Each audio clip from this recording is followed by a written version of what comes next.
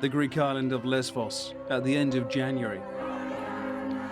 Refugees from the overcrowded Moria camp protesting against their terrible living conditions, as well as being denied the chance to move on to other countries in Europe. We are here to find peace, and we are not a prisoner.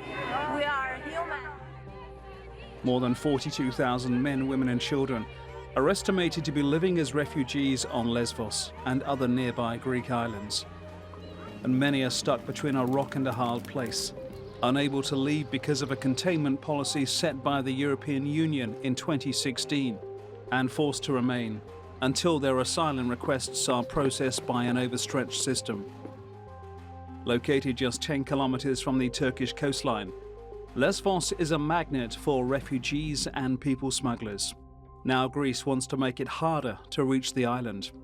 It wants to erect a sea barrier for nearly 3 kilometers, complete with flashing lights to deter the arrivals, and it may extend the wall to 15 kilometers.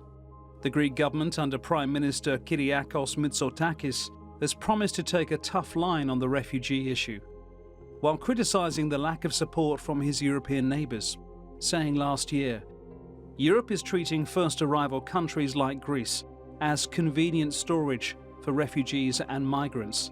Is this European solidarity? And the Greek Minister for Migration was quoted as saying, the rules of the game have changed.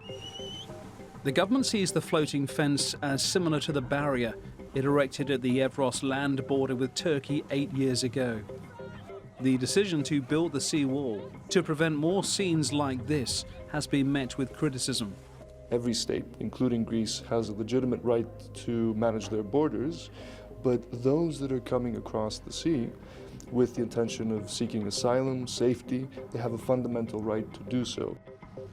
And while to some the barrier is resident of similar strict anti-refugee policies elsewhere in Europe, can Greece be blamed for wanting to halt an influx of desperate people it can't cope with, while getting minimal assistance from its neighbours in the European Union?